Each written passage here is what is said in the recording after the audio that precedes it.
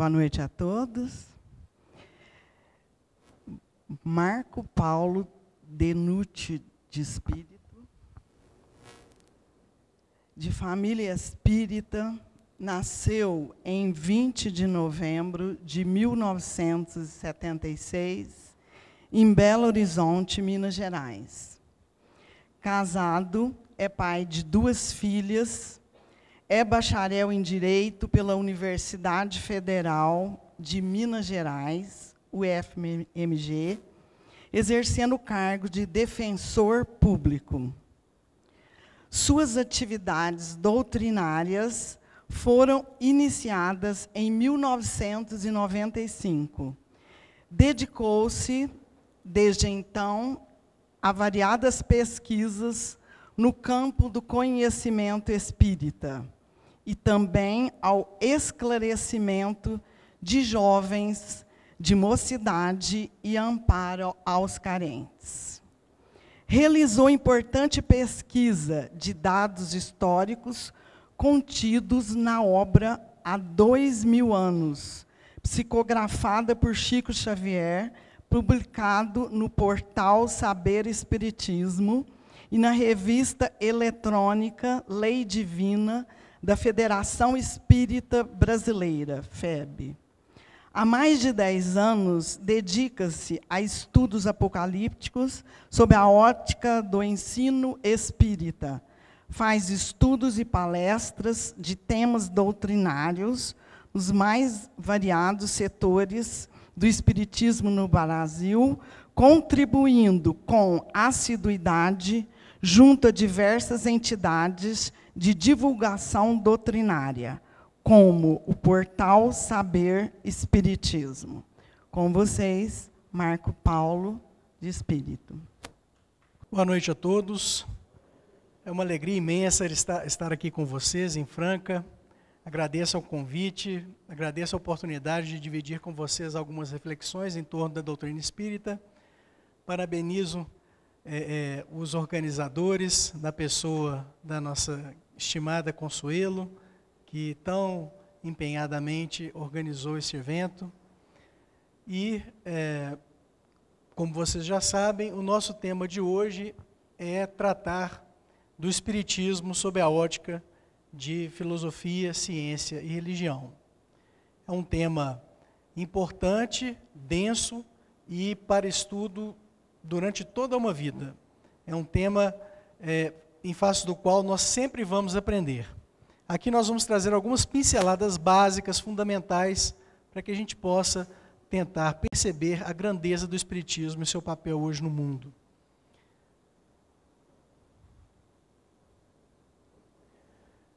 Nós sabemos que o Espiritismo vem para rasgar novos horizontes ao planeta. A sua importância é tamanha que ele efetivamente vem para alterar paradigmas na humanidade. Basta pensar o que significa abrir as portas de conhecimento do plano espiritual num planeta ainda completamente imerso no materialismo, ou pelo menos na cultura materialista. A gente sabe que esse advento ainda não surtiu o seu efeito, mas um filósofo da ciência, que é o criador do termo paradigma, que é o Thomas Kuhn, ele vai dizer o seguinte, que é assim mesmo que funciona na humanidade. Nós sempre temos aqueles que são estudiosos de vanguarda, e que geralmente são tidos até como loucos, e que se dedicam a determinadas matérias e chegam na frente, preparam o caminho. E o resto da humanidade vem de roldão muitos anos depois. Então a gente sabe que ainda existe um longo caminho para a humanidade trilhar e absorver tudo que o Espiritismo vem trazer. Mas é fora de dúvida que o Espiritismo vem alterar tudo que a gente pode imaginar no campo do conhecimento humano, seja na área da psicologia, da biologia, da moral, da própria filosofia. Mas como que o Espiritismo pode sustentar essa nova visão para a humanidade, sem apresentar alicerces sólidos. O fato é que o Espiritismo tem essa tríplice edificação, esse tripé que lhe dá suporte, que é o da ciência, o da filosofia e o da religião. A gente vai perceber que, na verdade, a religião é praticamente um produto do Espiritismo, mas nós vamos chegar lá. Vamos começar o nosso tema conversando um pouquinho sobre a verdade. Aliás, nós estamos em Franca, né? Franca é a capital da verdade, né? Ninguém entendeu a piada, tudo bem, falhou, mas o fato é que a verdade é um tema central, fundamental para o Espiritismo. E tão importante na atualidade para a cultura brasileira. A cultura brasileira precisa cada vez mais ter amor à verdade. Porque nós vivemos em tempos de relativismo.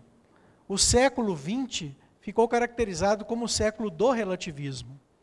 E não tenham dúvidas, é a ação das trevas. Porque eles tentaram desmoronar todas as construções do pretérito. Mas a verdade sempre foi uma busca, sempre será, e ela existe. Para a gente conversar um pouquinho sobre a verdade, eu queria trazer um escrito desse filósofo grego, que viveu aproximadamente 500 anos antes do Cristo, que é o Parmênides. Num poema dele, que na minha opinião é um texto de psicografia, porque todo relato que ele vai trazer nesse texto parece uma experiência de desdobramento, de projeção espiritual. O Parmênides vai contar que em determinada noite ele sai do corpo e vai vazando, vai furando os estratos do plano espiritual, guiado por entidades espirituais. É claro que a gente está resumindo nesse texto aqui que chama Sobre a Natureza. E tem um trecho, um item específico deste texto que tem o subtítulo de O Caminho da Verdade. E aí, então, seguindo acima, ele se depara com um portão de uma cidade espiritual. A gente sabe hoje que é uma cidade espiritual.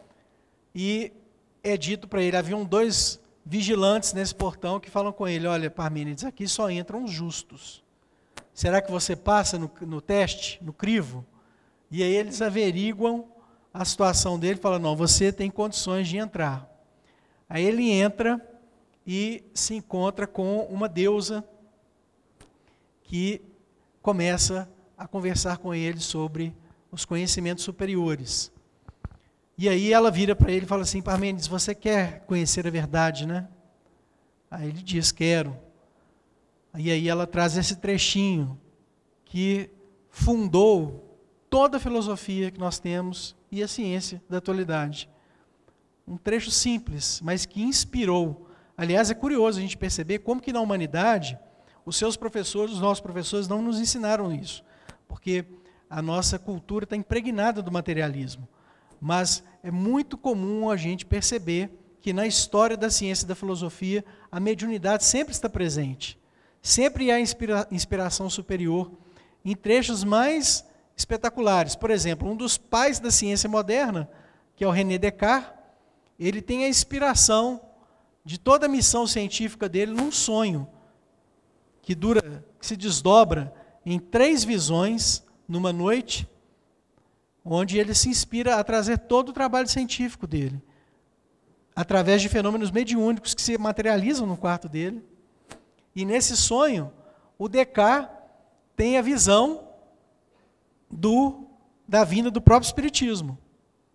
Nós trabalhamos essa abordagem, tentando demonstrar isso no livro Um Novo Olhar sobre o Problema do Ser, do Destino e da Dor, em comemoração à obra do Leon Denis.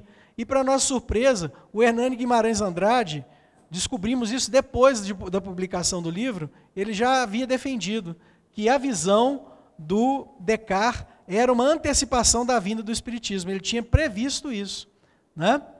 Mas nós não vamos entrar nesse detalhe. Eu estou só dando um exemplo para mostrar como que a mediunidade está presente na inspiração do conhecimento humano.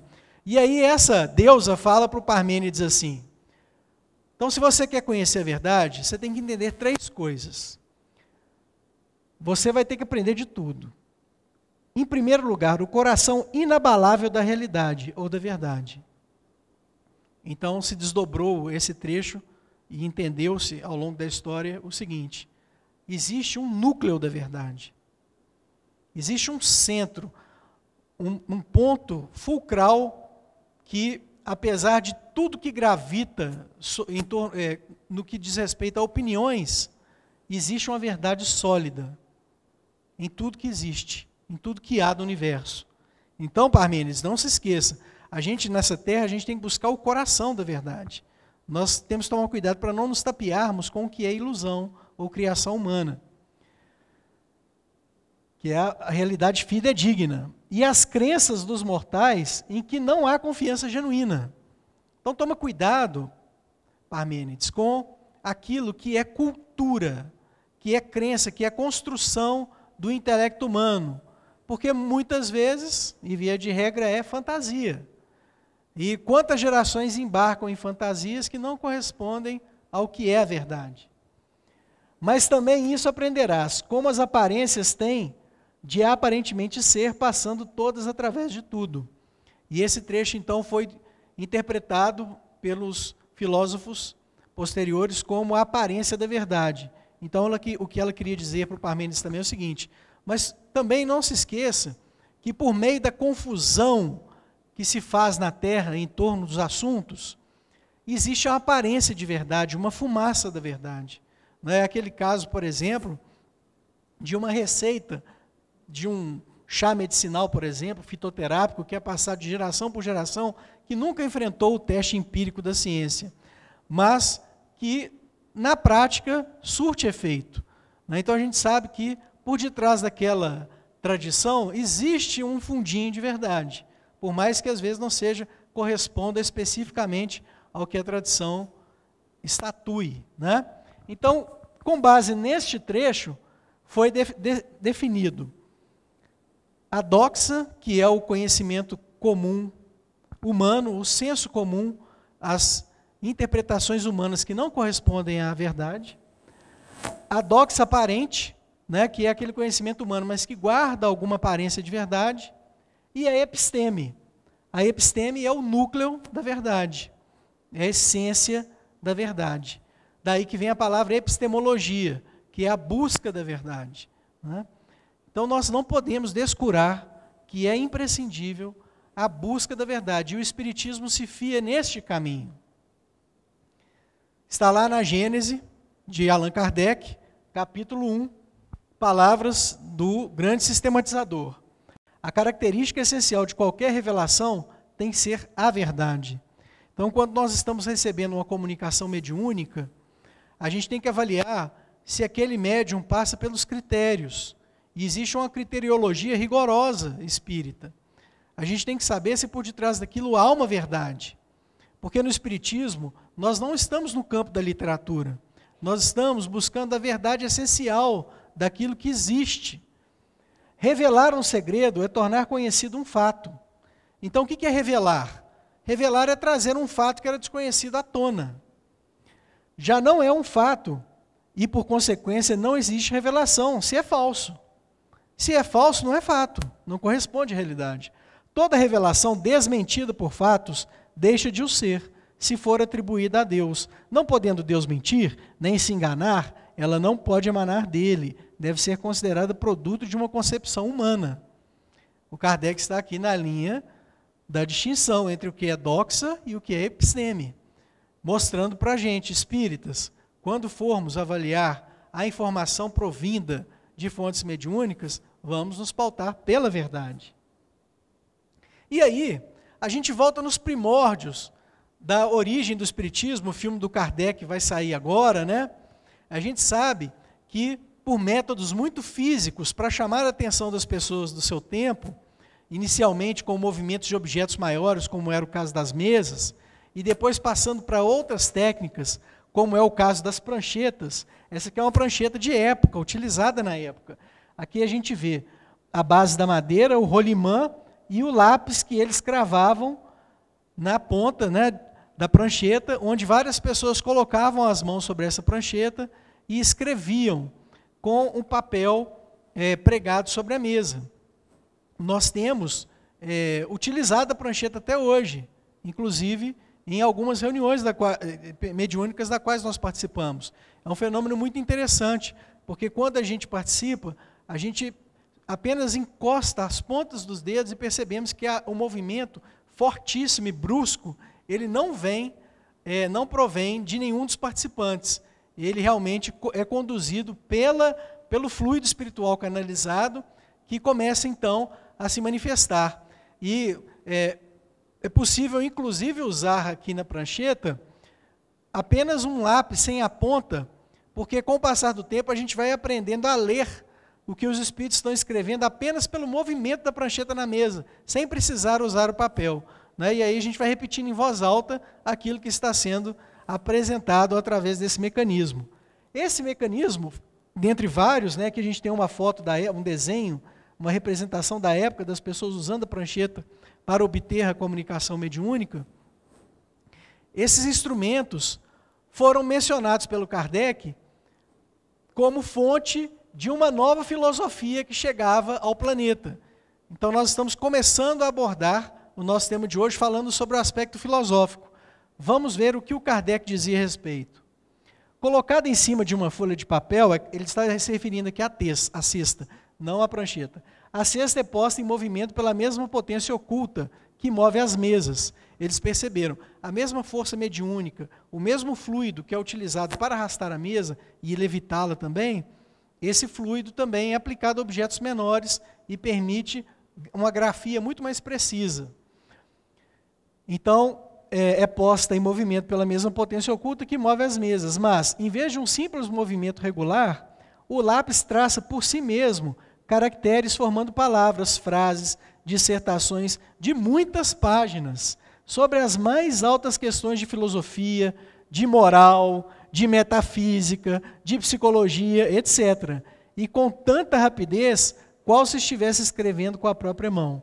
Livro dos Espíritos, Introdução, item 4º. O que o Kardec está dizendo aqui? Através desse fenômeno mediúnico, nós tivemos acesso a grandes fontes de renovação do ponto de vista da filosofia, da moral, da psicologia. São trabalhos valiosíssimos, em que os espíritos rasgam novos horizontes para a nossa compreensão e o desenvolvimento do ser humano na Terra. Já não são, como outrora, breves fragmentos de moral banal. Ele está dizendo, esses instrumentos que nós usamos, eles já não eram mais aquelas frasinhas curtas, pontuais, resumidas, não. Né? Já haviam comunicações em profusão, grandes dissertações para preencher capítulos ou livros. Mas dissertações, nas quais as mais altas questões de filosofia são tratadas com uma amplidão e uma profundidade que delas fazem verdadeiros discursos. Então eram verdadeiras dissertações preciosíssimas e profundas. Pessoas que não tinham nenhuma proximidade com assuntos daquela relevância, traziam conhecimentos profundos que não podiam pertencer ao próprio médium e que impressionavam posteriormente os estudiosos do tema, né? Porque eles percebiam que se tratava de uma manifestação de um entendido, de alguém que era conhecedor do assunto objeto da dissertação. Então, a gente tem que entender, para começar a nossa conversa hoje, o que significa filosofia, o que significa ciência e o que significa religião, para entendermos a participação desse tripé na conformação do próprio Espiritismo. E aí, recorrendo ao filósofo Ernildo Stein, a gente sabe que a filosofia, ela objetiva a busca das primeiras causas, da fundamentação, da resposta última, de como tudo se funda. A filosofia quer entender as causas primeiras, com um processo investigativo e especulativo. A filosofia não corresponde a debates de roda. Muito se engana quem pensa que Pedro Bial faz filosofia ao entrevistar determinada pessoa, ou que Fátima Bernardes está fazendo filosofia espírita, convidando palestrantes espíritas. Aquilo é um punhado de muita coisa, uma sopa de gosto ruim. A filosofia ela é ordenada, ela é concatenada, ela tem um foco e tem um método, né? Então a filosofia ela quer essa busca profunda das causas primeiras, do entendimento das fontes de tudo que existe no universo. Então, se a gente focar nessa foto de uma pessoa usando um instrumento de avaliação, a gente percebe que a ciência ela está na ponta da observação dos sentidos. Ela está olhando pelo microscópio e está enxergando algo. A ciência fica próxima da constatação fática empírica. A filosofia já está perto da mente dela. A filosofia está relacionada à reflexão que essa pessoa vai fazer com base naquilo que ela avaliou do objeto. Então, aqui a gente já tem uma primeira divisão entre a ciência e a filosofia. A ciência pende para o sensível, para os sentidos, e a filosofia para a reflexão. Então, a filosofia está para a racionalidade, intelecto, e a ciência está para a sensibilidade, os sentidos. A ciência se ocupa daquilo que fere os nossos sentidos. Vou trazer para vocês, então, um exemplo de reflexão filosófica, para cair no plano concreto e não ficar algo muito vago. E é um exemplo que a gente traz do excelente filósofo brasileiro, Mário Ferreira dos Santos, que ele intitula de Alguma Coisa Há. Mário Ferreira dos Santos vai fazer uma especulação filosófica que ninguém conseguiu respondê-la até hoje, que na verdade é irrespondível, em que ele vai fazer o contraponto entre buscando as causas primeiras de tudo que nós temos no universo, tentando compreender se nessas causas existe o nada ou existe algo. Então, apenas com uma especulação racional de comparação, ele vai mostrar para a gente que é impossível você defender que o nada subjaz a tudo que existe. Ninguém pode racionalmente defender que o nada está na base das coisas que constituem a nossa vida. Qualquer coisa que a gente possa pensar. Então, peguei alguns trechinhos do pensamento dele. Se há alguma coisa, o nada absoluto está excluído. O que ele quer dizer? Gente, vamos raciocinar. A filosofia faz esse tipo de avaliação.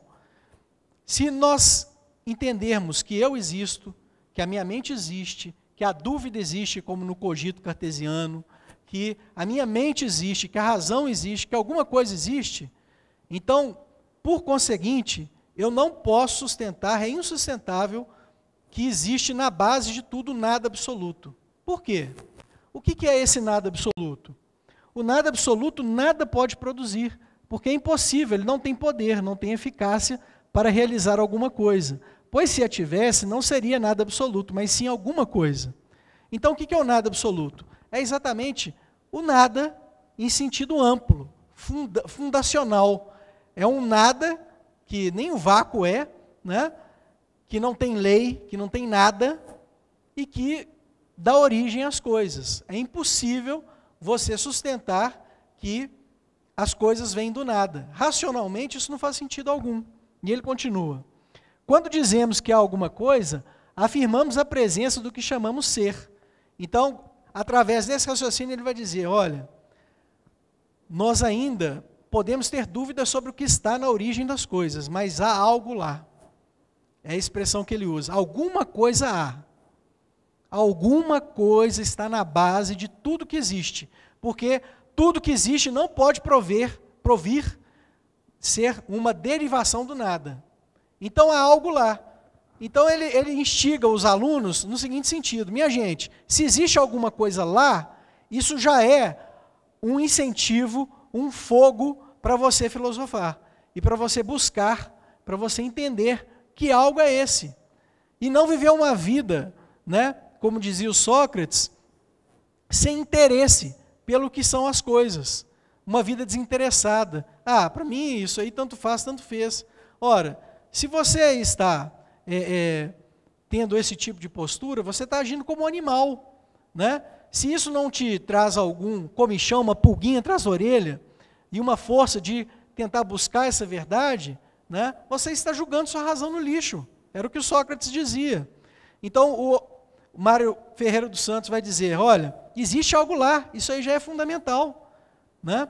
A gente pode construir, ele vai construir toda a filosofia dele, vocês precisam de ver que conclusões maravilhosas, que ele deduz logicamente dessa conclusão de que alguma coisa existe e que ninguém pode negar isso, né? Então ele continua, quando dizemos que há alguma coisa, afirmamos a presença do que chamamos ser. O que é o ser na filosofia? É a existência de algo, né? Então a filosofia faz a diferença entre o ente e o ser.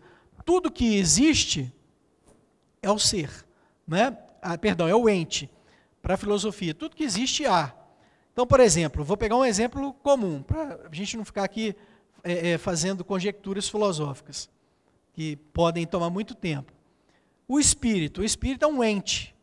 Agora, a filosofia identifica o ente, ela quer entender qual que é o ser do ente. O que é o ser?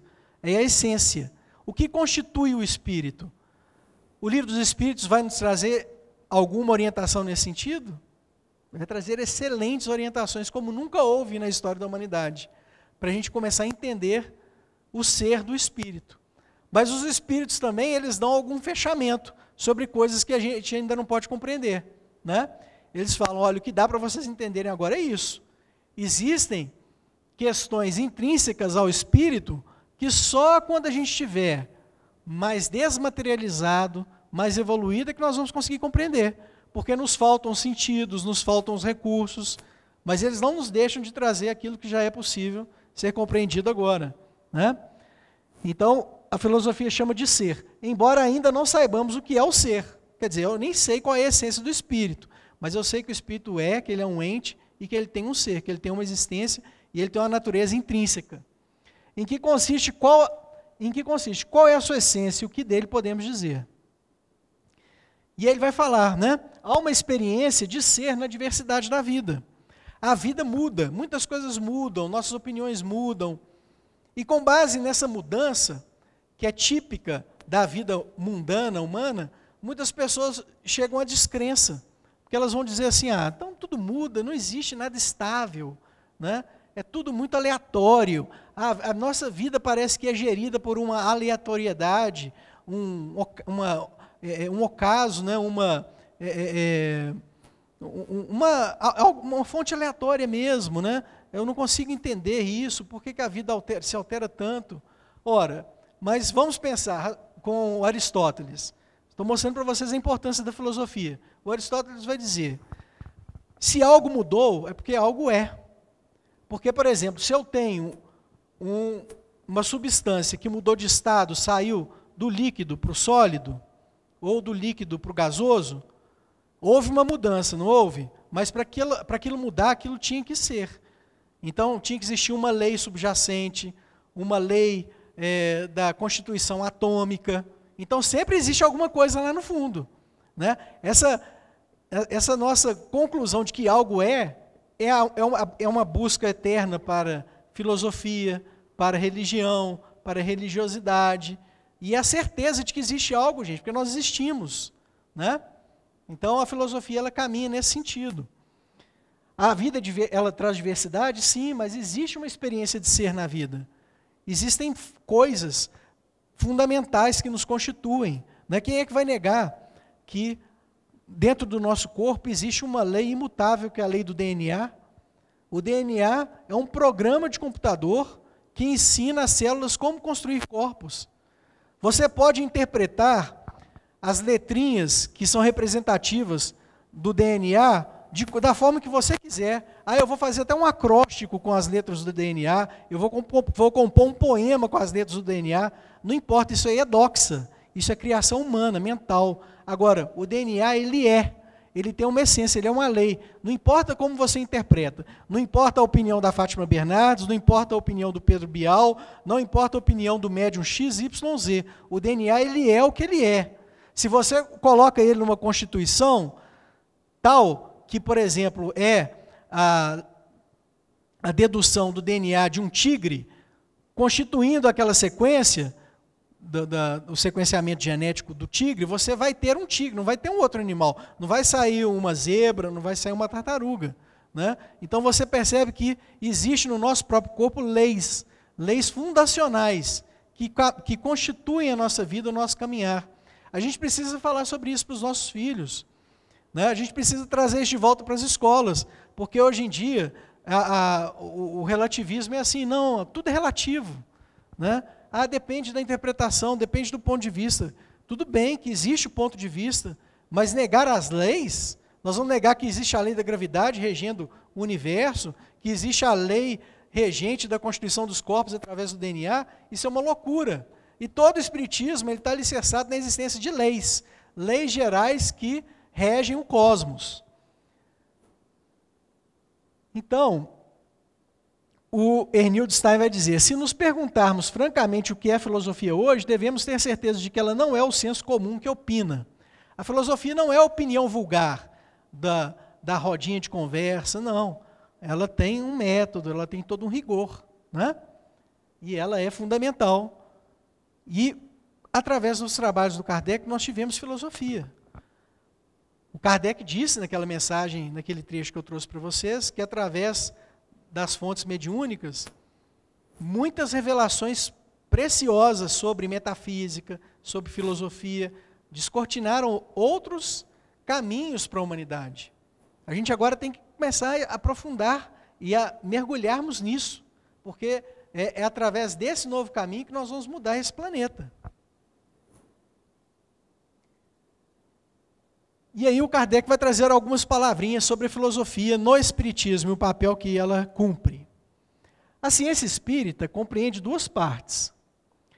Experimental, uma, relativa às manifestações em geral, filosófica, outra, relativa às manifestações inteligentes.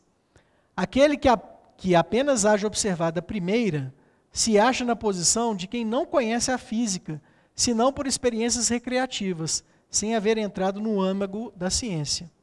Então, se você tem as pecinhas e você fica assim, só brincando na experiência sensível imediata das pecinhas, você nunca vai enxergar o mosaico que essas peças podem montar.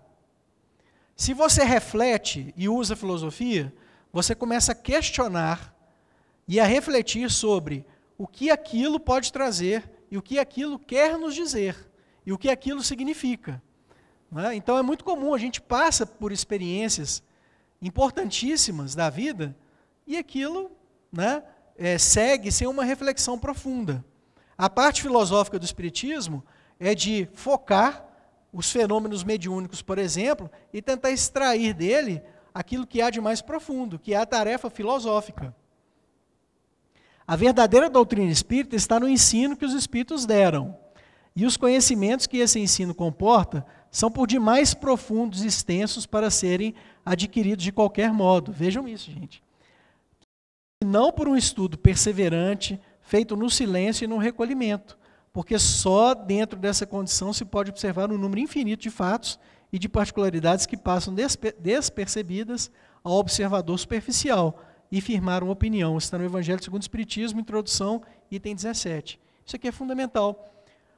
Muitas pessoas podem passar perto de um fenômeno espírita e achar que aquilo é uma coincidência, né? Que é só um evento pontual qualquer que não significa nada. Eu vou contar um caso que aconteceu com um colega nosso. A gente estava na faculdade e esse colega nosso perdeu a mãe num acidente de carro. Uma semana depois ele teve um sonho com ela. Segundo ele nos relatou, um sonho muito vívido, muito nítido, que era aquela que trazia aquela sensação de presença verdadeira, como uma lembrança de algo que aconteceu ontem, segundo ele mesmo relatou. E ele conta que a mãe dele pegou na mão dele, ele sentia a força da mão da mãe ainda impregnada na mão dele, e falou com ele com muita firmeza: meu filho, eu estou viva, não se preocupe, eu sei que você vai duvidar, vai questionar, e conversou longamente com ele. E no final da conversa, ela disse para ele assim: eu sei que vocês não estão precisando de bens, a família já tem o que precisa, Mas eu vou te contar algo para você ter certeza de que é a sua mãe que está te falando aqui, porque depois você vai acordar e vai achar que se trata de algo que surgiu como um acaso na sua mente, típico de sonhos aleatórios, né? Então eu quero que você acorde com essa certeza de que sou eu, sua mãe, que está aqui te falando. Vocês vão receber, você e sua irmã, vai chegar em casa um cheque para cada um no valor de R$2.000. Isso há anos atrás, era mais ou menos como se fosse uns 15 mil hoje, né? Não sei, mas era um dinheiro bom. E eu não estou preocupada com isso, ela reforçou, mas eu estou te falando isso para você ter certeza que sou eu ou sua mãe que está te falando isso aqui. E ele contou isso para a gente lá na faculdade, rindo, né? Veja como que são engraçadas essas coisas de sonhos. Tudo bem.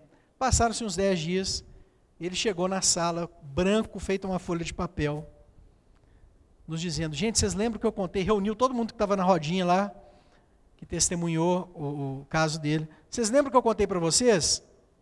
Aquele sonho da minha mãe? Ah, sim, claro. E aí nós remontamos todos os dados, né, para certificar ali de que todo mundo lembrava. E aí ele disse, pois é, vocês não acreditam o que aconteceu. Minha mãe tinha um seguro de vida, nós não sabíamos disso. Os beneficiários éramos eu e minha irmã. Chegou uma carta da seguradora nos avisando que cada um de nós tem direito a receber R$2.000. Que era exatamente o que a minha mãe me falou. Agora até o valor ela acertou. Não é possível que isso seja acaso, né? Aí, eu já estudava espiritismo, eu bati nas costas dele e falei assim, agora está na hora de você refletir sobre isso, né? Vamos extrair, aí que entra a filosofia, vamos extrair as conclusões racionais, vamos aproveitar o máximo dessa experiência, não joga isso no lixo como se fosse algo sem sentido, não, né? Bom, o fato é que, uns 5 anos depois eu encontrei com ele na rua, eu encontrei com ele, falei, e aí fulano e tal, e aquele caso lá da sua mãe, né, e relembrei, aí ele riu da minha cara e falou assim, você ainda lembra disso? Aquilo ali foi uma simples coincidência, pô. É coincidência pura. Eu falei, pô, mas você acredita mesmo que foi coincidência? Quando você não sabia da existência do contrato, você não sabia, até o valor você acertou, né, a presença que você teve, de tudo que sua mãe te falou, não, aquilo é coincidência. Então ele preferiu, né, o quê? Tamponar a reflexão sobre a experiência, né? E é o que geralmente muitos materialistas fazem quando se aproximam do fenômeno mediúnico, do fenômeno espírita. Aqui é só um exemplo bem pueril, tá? Para a gente tentar ilustrar o que a gente está querendo dizer, que o Kardec está falando aqui. Então, o que ele está dizendo, gente? Outra coisa muito importante, olha, esse ensino a gente não aprofunda nele, não assimila, se não for para um estudo perseverante, feito no silêncio, no recolhimento. Isso vale para nós espíritas também. Estava conversando aqui agora mais cedo com as nossas amigas. Hoje, a fonte de conhecimento espírita é palestra. Não pode ser, gente. Isso aqui que a gente está tendo agora não pode ser fonte de conhecimento espírita, não. Isso aqui tem que ser só uma ignição. Toda palestra, todo encontro espírita tem que ser só uma ignição para a gente ir lá nos livros. Aí a gente vai fazer a nossa parte. Nós temos que ir nas fontes primárias, nas obras fundamentais, na monumental psicografia de Chico Xavier, para a gente se aprofundar e formarmos a nossa raiz. Porque senão, como diz um colega nosso, qualquer filosofia de botequim lá fora descaracteriza a nossa crença. A nossa fé tem que ser raciocinada, mas ela tem que ter raiz, como ensina Jesus lá na parábola da semente, né? Aquela semente que cai na beira da estrada ou que cai no meio das pedras, ela não forma raiz. Por isso que é muito comum a gente ouvir às vezes, mas eu estudei um pouquinho espiritismo, mas larguei para lá, né? A pessoa não entendeu. A coisa não foi introjetada, não foi internalizada. Ela não entendeu que o espiritismo está na linha da ciência, que o espiritismo é uma ciência de observação, que ele está baseado em fatos reais, que ele não é conto da carochinha, né? Então, falta o quê? Esse lastro. Para você entender a filosofia espírita, você tem que estudar, tem que existir esse nosso, né, esforço. E aí eu trouxe o exemplo do Newton, né? O Newton estava debaixo da árvore, a maçã caiu na cabeça dele, e o que ele fez? Ele xingou a árvore, né? E saiu resmungando? Não, isso talvez eu faria, né? Eu sairia reclamando de Deus, praguejando contra Deus e contra a árvore. Mas a maçã caiu na cabeça dele, ele foi refletir. Teve um evento, daquele evento ele começou a refletir e ele trouxe então ali, né, a avaliação da lei da gravidade. Um evento simples da vida, uma maçã caindo na cabeça de alguém. É isso que o Kardec está falando. Você está diante de um fenômeno, você tem que ter seriedade, se abeirar dele, estudar, né, com afinco, para aquilo começar a ganhar raiz dentro de nós. E as filosofias, a filosofia em geral, ela era a ciência do passado. Como diz Mário Ferreira dos Santos, a palavra ciência vem do latim scire, que significa saber. Como saber, em geral, na antiguidade grega, a ciência tinha o nome de episteme, constituía o conjunto de conhecimentos e era confundida, ora com a filosofia, ora com a arte, ora com a técnica. A grande ciência do passado era a filosofia, né? Depois surge a ciência moderna, que a gente vai comentar daqui a pouquinho. A filosofia era a totalidade do conhecimento humano, do saber racional.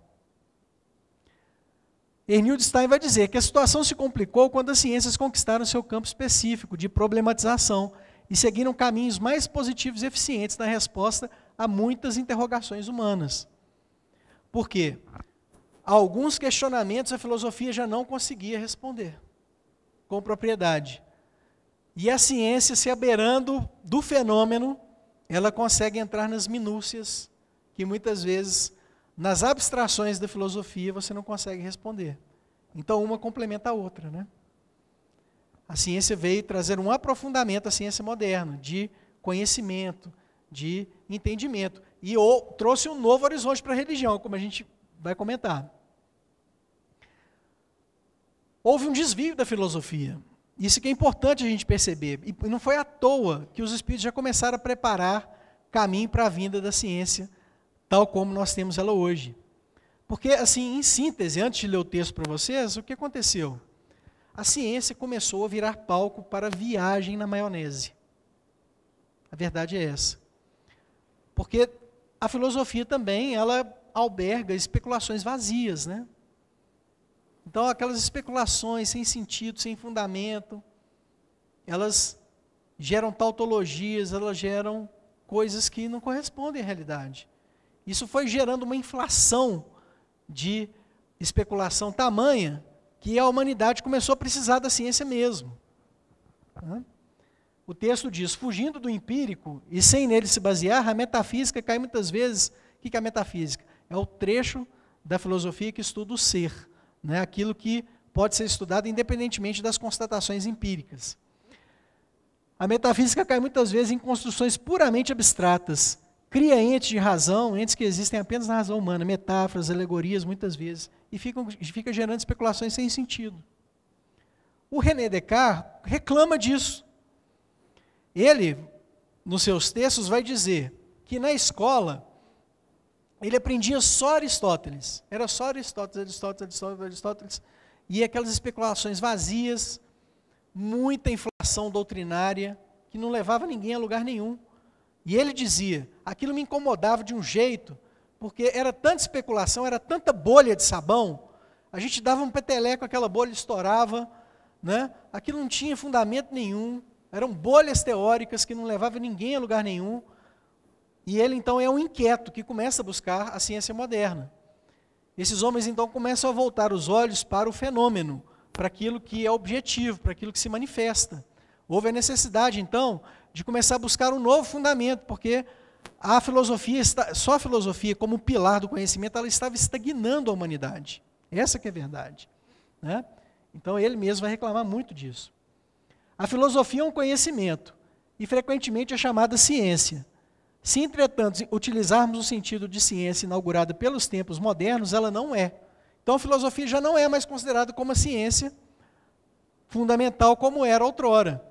Por quê? Porque a ciência moderna, ela traz novos padrões, critérios de verificação que são mais seguros do que a especulação. Mas não quer dizer que uma ainda caminhe sem a outra. Tentou-se separar isso aí. A gente vai comentar, mas hoje elas caminham juntas. E eu estou mostrando isso para vocês, por quê? Porque quando Kardec diz lá que o conhecimento espírita tem que se amparar em filosofia e ciência, muita gente fala assim, não, esse casamento que o Kardec está querendo é impossível. Não é impossível. Todos os estudiosos da modernidade vão falar que não existe ciência sem filosofia. Não existe. Você não faz ciência sem filosofia. Cada uma atua num setor, mas elas caminham juntas. Então a gente sabe que a ciência moderna ela é caracterizada pela verificabilidade por intermédio da experiência sensível. Você verifica com base naquilo que se apresenta. E o Kardec, então, vai erigir uma nova ciência com base em manifestações fenomênicas. Novos fenômenos que se apresentam na humanidade, por volta de 1850, chamam a atenção do mundo inteiro, e o Kardec fala, nós temos um fenômeno. Esse fenômeno precisa de uma abordagem científica e criteriosa. Agora, o que é fenômeno? Fenômeno é o que se mostra, o que aparece, o que se manifesta diretamente aos sentidos, o que pode ser objeto de uma observação empírica. Gente, por que os espíritos tinham que começar a nos abordar através do fenômeno? Por um motivo muito simples. Se eles estivessem fazendo uma festa só lá no plano espiritual, e não mandassem para a gente o convite, a gente nunca ia ficar sabendo dessa festa. É simples assim. Né? Se eles estivessem fazendo um seminário, comemorando o trabalho de Chico Xavier, como a gente está fazendo aqui, só lá no plano espiritual, e eles não mandassem nenhum e-mailzinho para a gente, aqui para a Terra, a gente nunca ia ficar sabendo do que está acontecendo do outro lado. Então, para chegar até nós, tem que vazar o nosso esquema. Nós estamos presos na matéria, então tem que vazar a matéria e emergir na nossa realidade. O fenômeno, ele é o quê? Essa porta de comunicação dos espíritos conosco. Né? Então, o fenômeno mediúnico é a manifestação dos espíritos dentro desse nosso plano grosseiro. Ele vai se dar de várias formas, e ele tem se desenvolvido, tá? Tem muita gente hoje estudando o desenvolvimento dos fenômenos mediúnicos na Europa, nos Estados Unidos, coisas fantásticas acontecendo aí. Agora, pergunta se o meio espírita está estudando isso. Ah, não.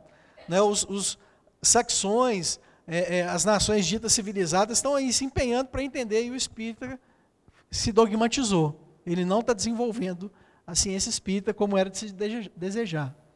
E aí, sobre isso, eu queria convidar vocês a assistirem esse documentário. Quem aqui já viu esse documentário? Levanta a mão. The Afterlife Investigations, edição brasileira, que é sobre os fenômenos de Skoll. Nós temos um amigo ali que viu. Né? 2. Vejam, anotem. Está disponível no YouTube gratuitamente, legendado, que é As Investigações do Após-Morte, edição brasileira. Tem a introdução lá, com manifestações do Geraldo Lemos Neto, do Luiz Sérgio Marota, do Haroldo Dutra Dias, mostrando o que eles entenderam do fenômeno. E se trata, na verdade, de um fenômeno acontecido na cidade de Skoll, na Inglaterra, ali mais ao sul, em que um grupo de médiuns se reuniu e produziu fenômenos mediúnicos idênticos aos que o Kardec estudou em 1850. É impressionante os fenômenos que eles produziram.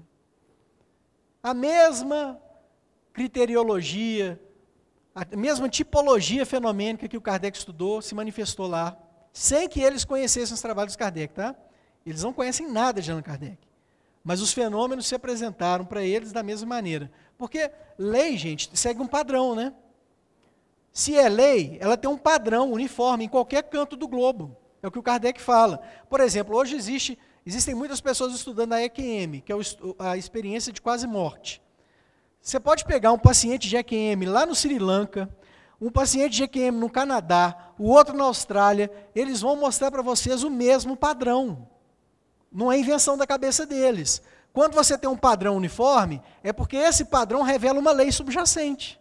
Existe uma lei por detrás daquele fenômeno que dá origem a um padrão. Aí a pessoa vai lá, estuda e descobre, olha, realmente, vida após a morte existe, tá? Porque esse pessoal está trazendo informação extrafísica através da EQM. E todos os estudiosos sérios que se aberam da EQM, muda a vida deles. Né? Tem, inclusive, um médico que passou para a EQM, ele hoje é autor de vários livros, e ele conta que mudou a vida dele. Né? Trouxe para ele um novo aporte de filosofia, uma nova filosofia de vida, uma nova forma de ver tudo que há. Né? Mas assistam esse documentário porque o grupo de Skoll eles não só reproduziram os fenômenos do Kardec, e mais, são os fenômenos mais recentes da nossa atualidade. A bateria de manifestações que eles promoveram terminou no ano 2000, mas foi toda registrada e acompanhada pelos cientistas da SPR, que é a Society for Psychic Research. Eles desempenharam todos os métodos, toda a metodologia rigorosa que podia se pedir para espancar fraudes. E eles concluíram que não havia fraudes. Vocês têm que assistir porque é impressionante o que acontece nesse fenômeno, nos mostrando a realidade do plano espiritual. É um documentário que tem empolgado, tem trazido vida nova para muitos espíritas, porque as pessoas pensam assim, sei lá, as coisas vão se distanciando, a gente já começa até a duvidar, né, da realidade do plano espiritual, mas essas coisas estão acontecendo em profusão, né? Então o Espiritismo já começa a se alinhar com a ciência moderna. Está lá no Evangelho segundo o Espiritismo, no capítulo 1, item 5. O Espiritismo é a ciência nova, que vem revelar aos homens, por meio de provas irrecusáveis, a existência e a natureza do mundo espiritual e as suas relações com o mundo corpóreo.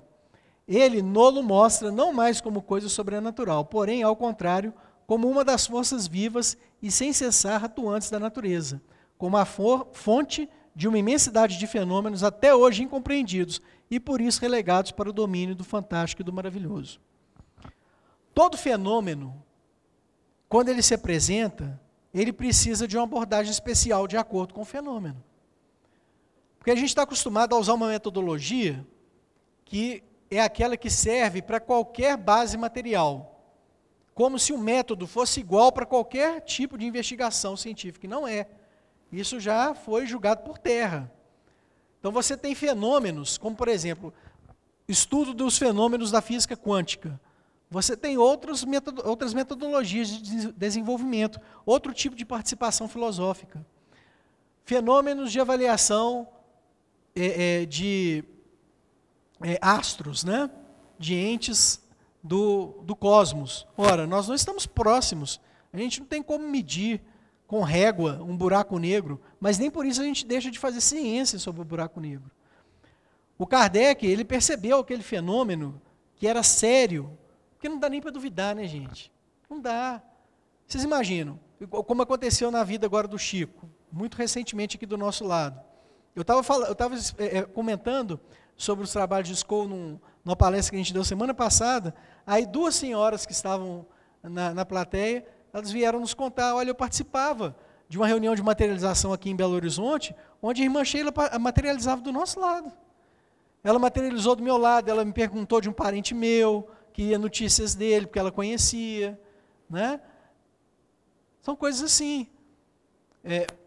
Espíritos materializavam, Clarencio, ministro de nosso lar, materializava ao lado de várias testemunhas. As pessoas viam, olha o ministro Clarencio, os próprios espíritos materializados se referiam a ele. Muita gente duvida, o Chico Xavier falou que existe uma cidade de nosso lar. Quantas testemunhas presenciaram a materialização dos espíritos, falando, não, eu estou vindo de nosso lar, gente. Nós acabamos de chegar aqui o ministro Clarencio aqui do lado de vocês. Ó. Daí ele se materializa em luz, está no documentário da FEB, sobre os fenômenos produzidos pelo Peixotinho. Nós temos o caso lá do Pedro Valente, que foi presidente da União Espírita Mineira. Ele estava com a dor nas costas, materializa a irmã Sheila com as bolas de luz, joga nas costas dele, dá o testemunho dele, vocês podem ver o vídeo no YouTube. Não dá para duvidar da realidade espiritual, é materialização, coisa concreta que acontece. Robin Foy, que é o chefe, o mentor, né, desse trabalho do grupo de Skoll, ele conta lá no documentário que o pai e a irmã dele estavam materializando toda semana na casa dele, que ele falou assim, para mim já era uma coisa corriqueira, era como se encontrasse com eles, da mesma forma como eles estavam vivos, materializavam toda semana lá, eles abraçavam, se conversavam, né? Não dá para duvidar da existência do fenômeno. A gente tem que sair da nossa zona de conforto para ver que a coisa é verdadeira. Se você ficar lá no sofá da sua casa, esperando a evidência cair na sua cabeça como uma espada, não vai acontecer isso. Né? A humanidade ainda está tão adormecida para tudo isso, a gente tem que sair da nossa esfera e buscarmos conhecer isso. Né? Mas o Kardec vai dizer, esse espiritismo é uma ciência nova, porque ele se aproxima de um fenômeno novo. Ele tem uma manifestação especial. Então você tem que desenvolver uma metodologia especial. O que o Kardec fez? Ele deu os primeiros passos para a abordagem do fenômeno espiritual. Ele criou uma ciência nova, né? Para que venha revelar aos homens, por meio de provas irrecusáveis, a existência e a natureza do mundo espiritual e as suas relações com o mundo corpóreo. Aqui é importante, eu li de novo, por quê? Esse é o objeto da ciência espírita. Qual que é o foco da ciência espírita? É estudar o plano espiritual, a vida no mundo espiritual e a sua relação dessas leis com o plano material. Esse é o foco Quando a gente estuda a ciência espírita, a gente não quer saber sobre comportamento de corpos físicos, isso é da física. A gente pode usar a física para chegarmos a conhecimentos espíritas, né, para obtermos informações espíritas, mas o foco da ciência espírita é a compreensão, a sondagem do mundo espiritual, das suas leis e a relação dessas leis com o plano dos homens encarnados.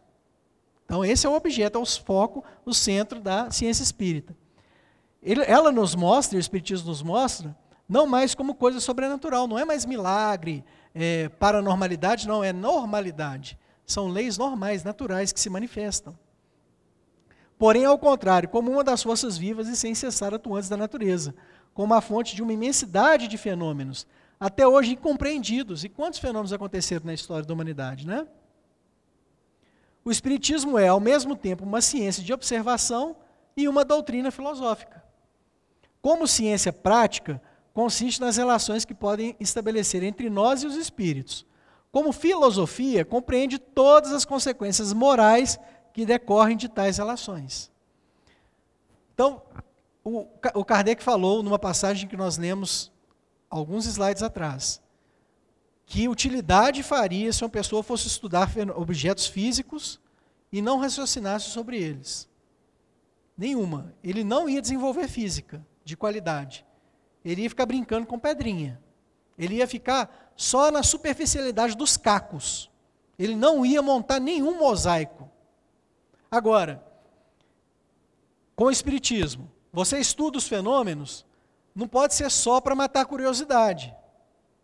Se você não raciocina sobre aquilo, né, você está perdendo a oportunidade.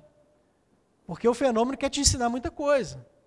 Quantas pessoas a gente viu e vê até hoje que conviveram com Chico Xavier e não dão valor para o que ele representou, né? A pessoa continua, às vezes, com vícios horrendos, vivendo lá, não, eu participava da reunião mediúnica de materialização do Chico e continua com vícios horríveis. E aí fica aquela pergunta, poxa, mas isso não te impacta? Você vê que o espírito existe? Que daqui a pouco é você que está indo lá para o plano espiritual? Isso tem que impactar a gente de alguma forma. Porque o ser humano, há pouco tempo atrás, ele não sabia que a mão dele era repleta de bactérias. E aí, abria-se as pessoas na mesa de cirurgia, antigamente, a gente infectava o corpo e o paciente morria. Aí, quando o homem descobriu os micro-organismos nas mãos, aquilo trouxe uma mudança de comportamento profunda para ele.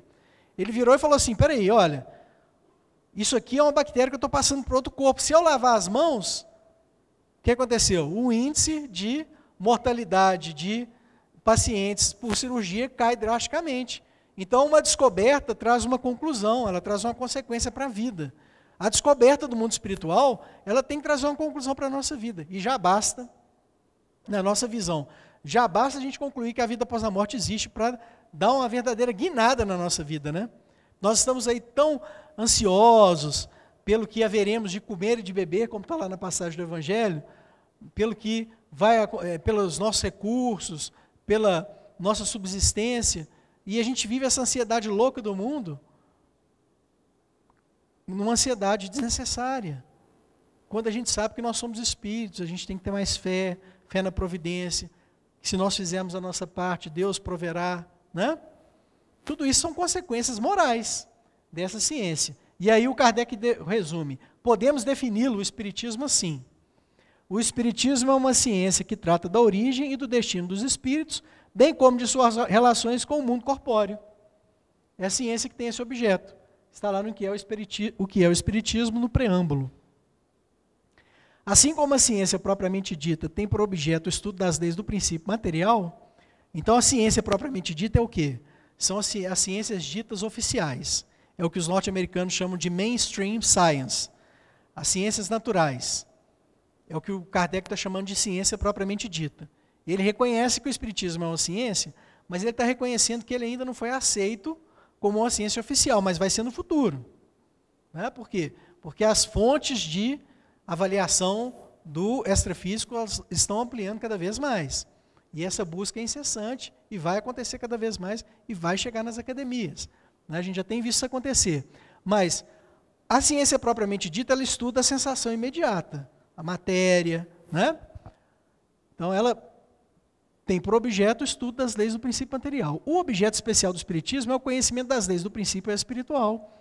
Ora, como este último princípio é uma das forças da natureza, a reagir incessantemente sobre o princípio material e reciprocamente, surge-se que o conhecimento de um não pode estar completo sem o conhecimento do outro.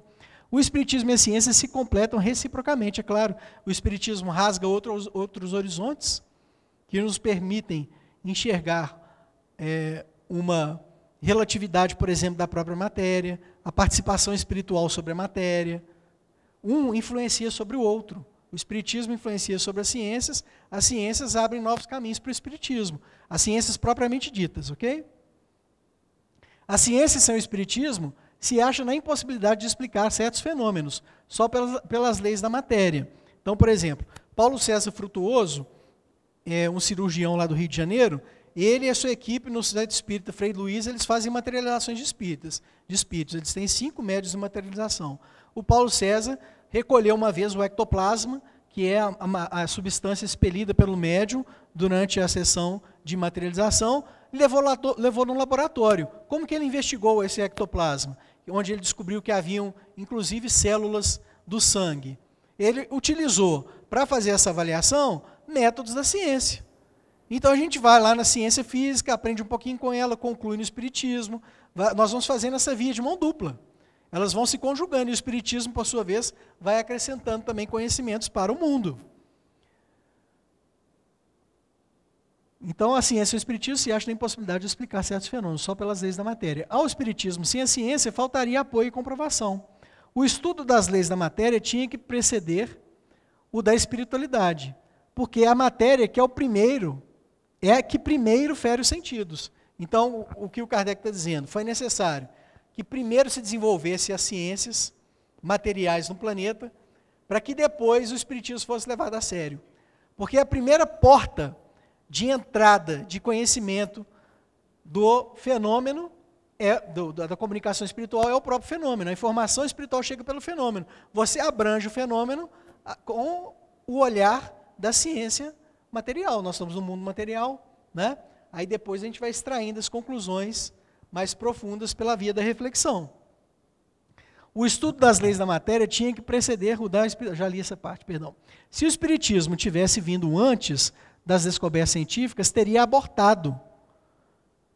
Se ele tivesse vindo antes, sem uma possibilidade de positivação, vejam, por exemplo, a importância da participação dos cientistas da SPR, confirmando que todos os fenômenos verificados em Scholz são verdadeiros. Você usa a ciência para ratificar o fenômeno espiritual. Se tivesse vindo antes, você não teria o aparato da ciência moderna para te dar fundamento, para mostrar que aquilo é verdade, que aquilo é uma realidade.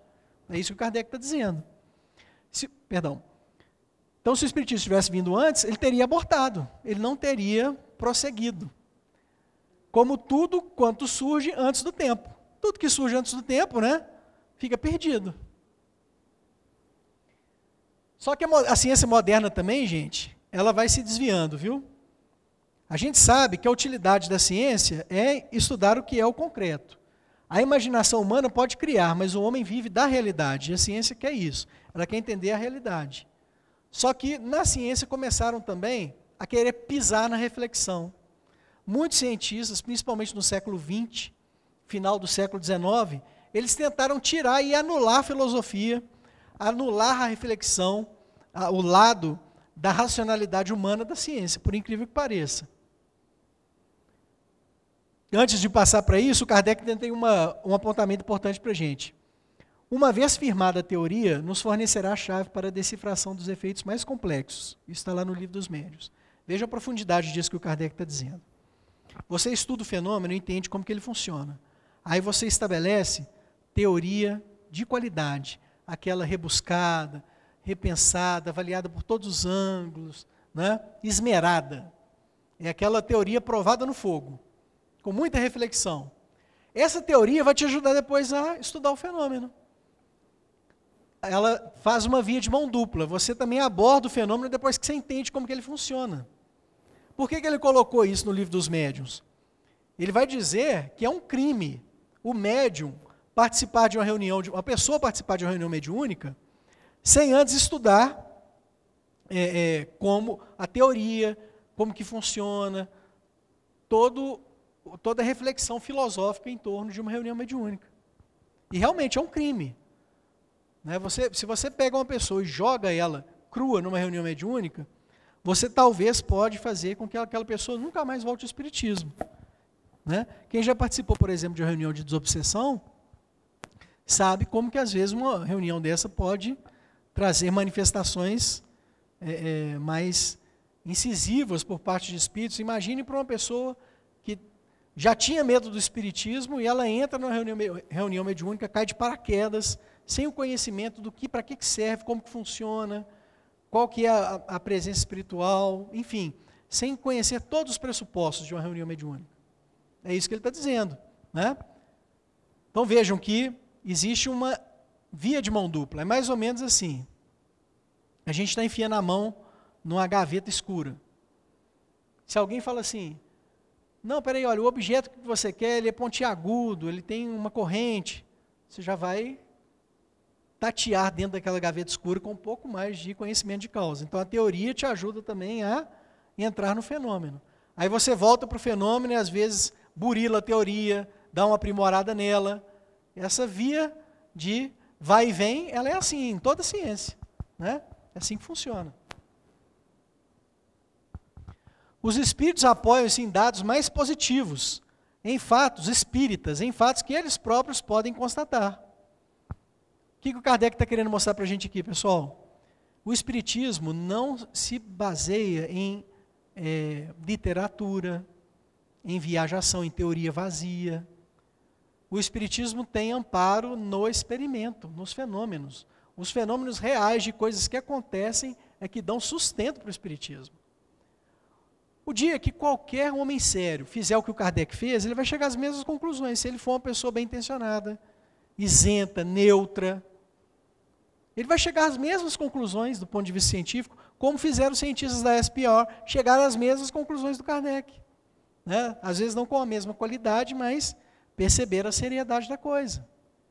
Estava conversando outro dia desse com um médico, né?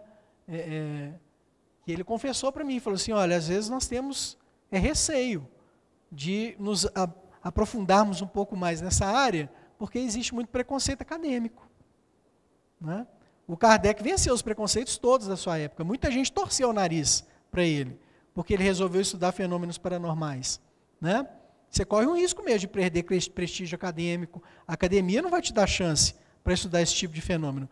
Mas o fenômeno existe, ele tem uma forte ancoragem na manifestação positiva. É o que o Kardec está dizendo.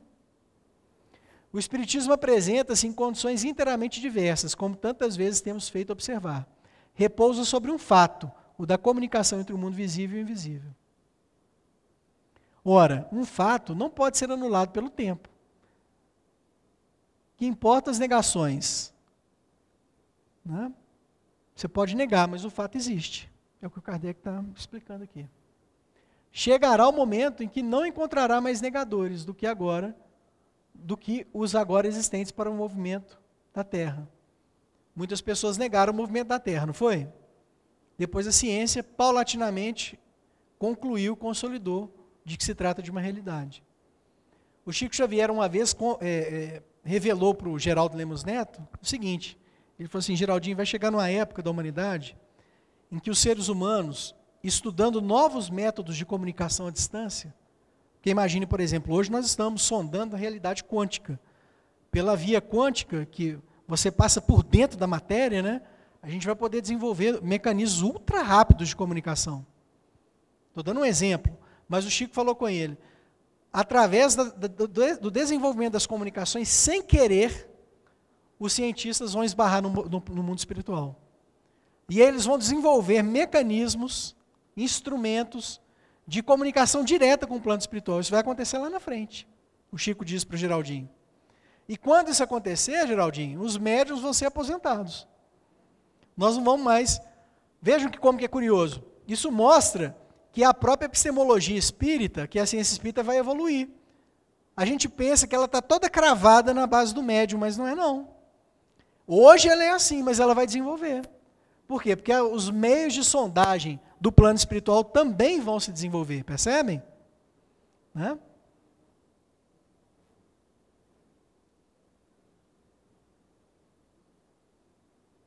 Então, pessoal, a ciência começa a se desviar. Queria que vocês refletissem um pouquinho comigo aqui com base nessa figura. Para vocês entenderem os desvios que alguns chamados empiristas começaram a infiltrar por meio da ciência. O que os empiristas postulavam?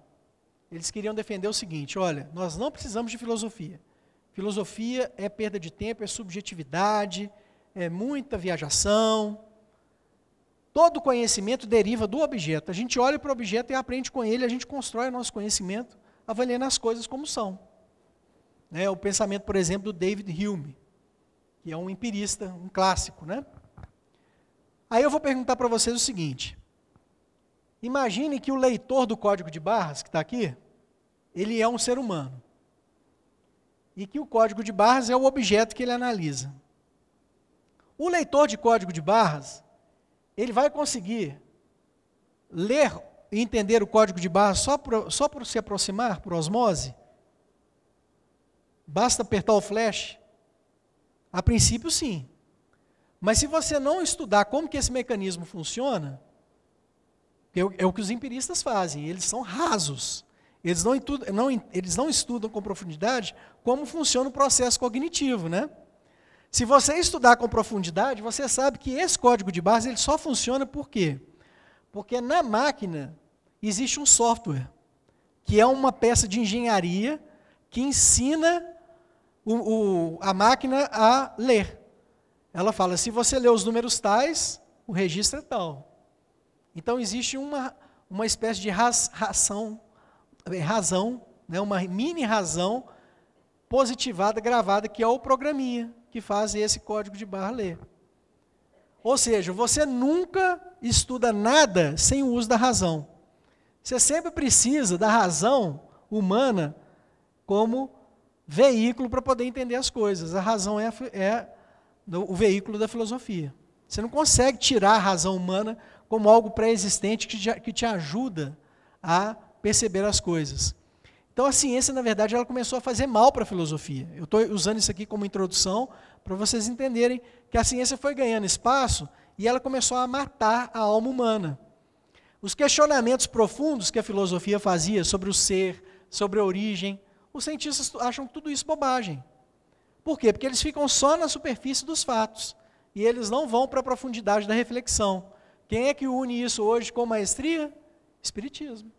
Né? Então a gente percebe que o Kardec estava na vanguarda. Naquela época, em que eles estavam tentando separar as coisas, ele estava unindo. E hoje todos os grandes cientistas estão voltando a unir valor, unir filosofia, ciência, para mostrar que tudo faz parte de uma teia. Que não tem como a gente querer caminhar um sem o outro.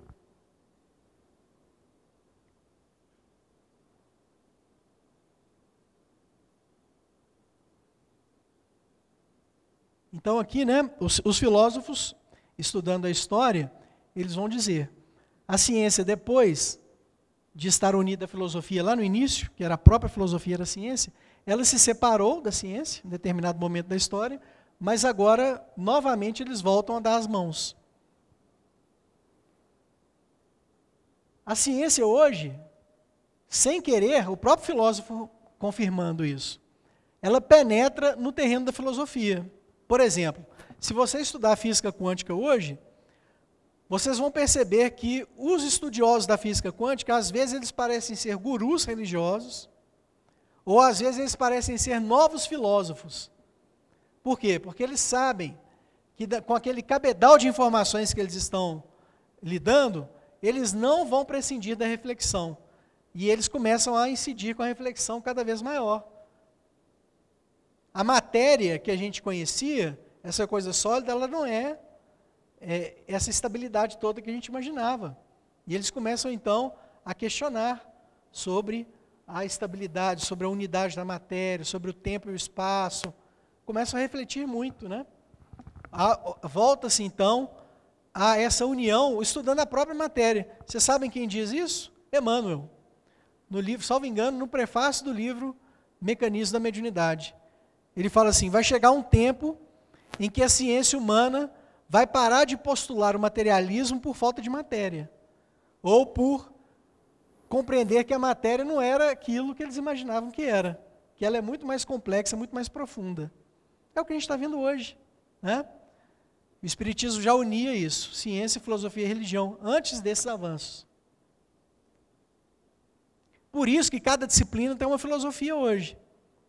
É o que está dito aqui no texto, não vou ler, mas eu vou falar para vocês. Então, por exemplo, você tem a matemática, hoje tem a filosofia da matemática. Você tem a biologia, tem a filosofia da biologia. E você hoje tem a filosofia da ciência. A filosofia da ciência vai mostrar como é possível o conhecimento científico. Ela pergunta, ela questiona, ela indaga, ela vai muito além do que as ciências de segundo grau. É muito comum a gente pensar o seguinte, a gente se ilude com isso. A gente pensa assim, a pessoa é médica, ela formou em medicina, deve saber tudo de metodologia científica e ela deve ser um cientista nato. Não é assim. A pessoa é engenheira, ela deve ser um cientista de mão cheia. Não é. Ele deve saber tudo sobre ciência, não sabe.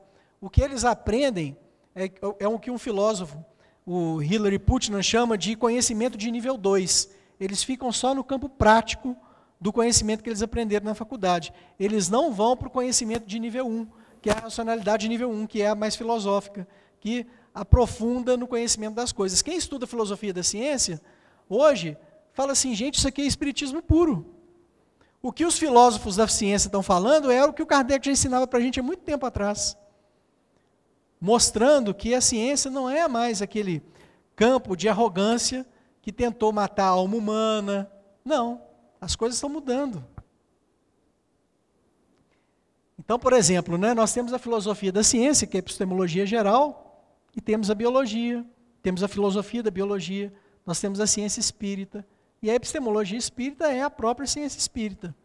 Né? Se a gente tem uma epistemologia geral, que é uma filosofia da ciência, a gente tem hoje a episteme, que é a busca da verdade, como característica da própria ciência espírita, que é a busca da verdade dentro do objeto espírita, né? A realidade espiritual, a sua relação com os homens. Eu vou pular algo. Conclusão. Ela não é verdadeira e que os fatos e a ciência derroga isso, nós temos que ficar com a ciência. Por quê? Porque o Espiritismo não caminha fora da episteme. Ele não caminha fora da verdade. Ele não fica construindo fé teimosa. Não. Né? Ele é uma religiosidade construída dentro da verdade, dentro daquilo que há, do que é. É muito diferente das religiões antigas, não dá nem para comparar. Né? Então, Kardec, em algumas passagens, ele vai falar, o Espiritismo é uma religião? Não. Mas aí você tem que entender o contexto que ele está falando. Ele está falando do contexto de religiões antigas. Em outras passagens, ele vai falar assim, o Espiritismo é uma religião? É. Mas aí ele vai dar a entender que ele está tratando da religião no sentido de religiosidade, de trazer uma nova conexão entre o ser humano e o superior, a criação, o Criador. Né?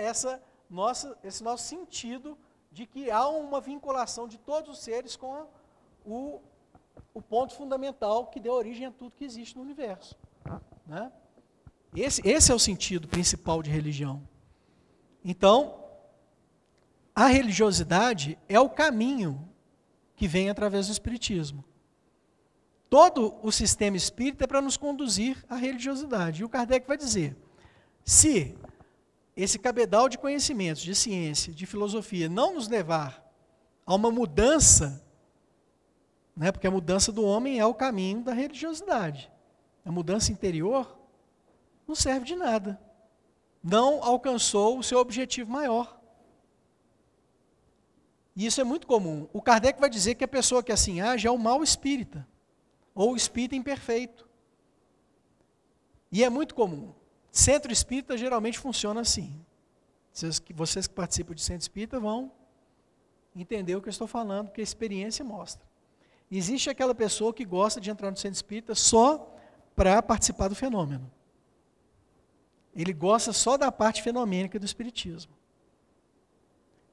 Vai lá na reunião, acha lindo, mas aquilo não traz nenhuma repercussão do ponto de vista moral para ele. Existem as outras pessoas que vão no espiritismo só para estudar filosofia. Ele gosta das maquinações, ele gosta de ficar discutindo as questões mais inefáveis de Pietro Baldi, né? As conexões entre espírito e matéria, coisas que a gente ainda não vai conseguir entender na sua integralidade agora, e o Kardec fala, não percam tempo com coisas que estão fora da nossa alçada de constatação. Guardem essas teorias como verdades mais ou menos prováveis. Então a gente fica só no campo da teoria assim, olha, tudo bem, pode ser uma hipótese, mas não sei se é uma verdade ainda, né? Mas tem gente que gosta e transforma, porque a filosofia é uma cachaça, a gente aprende, eu estudo filosofia há muito tempo, e todo mundo que estuda filosofia fala isso, né? Você vai se embrenhando na filosofia e a coisa não tem fim, é um buraco sem fundo, né? Tem gente que gosta de um centro espírita só para ficar por conta disso. E tem aquelas pessoas que são os práticos, né? Que vão no centro espírita só para participar da caridade, mas não participam de um estudo. Não gostam de participar de estudos, não gostam de ler. Todos esses são espíritas incompletos, porque ela fica mancando numa das pernas do espiritismo. Ela fica claudicando sem o amparo do tripé fundamental. A gente precisa ter esse tripé. Nós temos que ter o tripé da religiosidade, da constatação, do estudo do fenômeno e da reflexão, né? E aí o Kardec vai dizer, o ponto capital do espiritismo é o lado moral. Olha isso aqui, gente.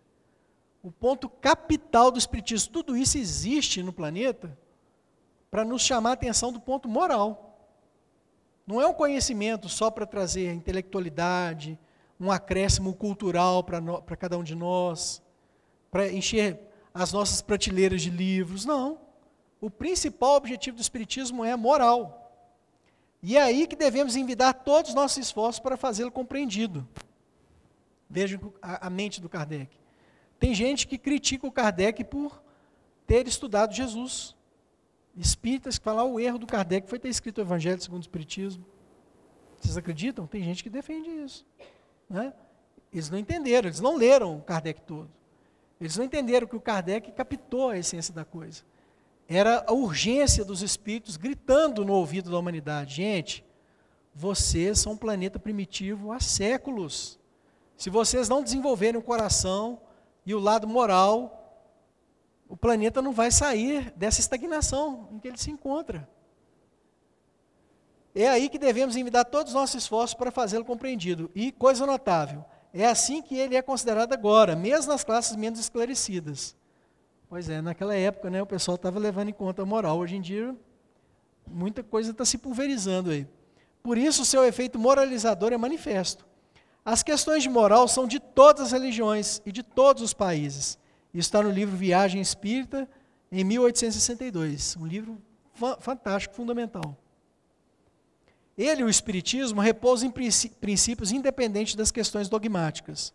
Suas consequências morais são todas no sentido do cristianismo, porque de todas as doutrinas é esta a mais esclarecida e pura, razão pela qual, de todas as seitas do mundo, os cristãos são os mais aptos para compreendê-la em sua verdadeira essência.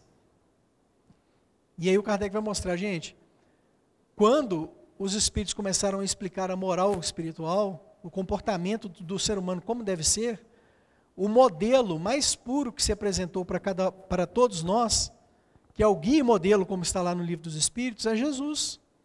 Ele é o exemplo mais puro de amor, ele é o exemplo mais puro de devoção, de ausência de interesse pessoal, de falta de egoísmo, de mansuetude, de paz.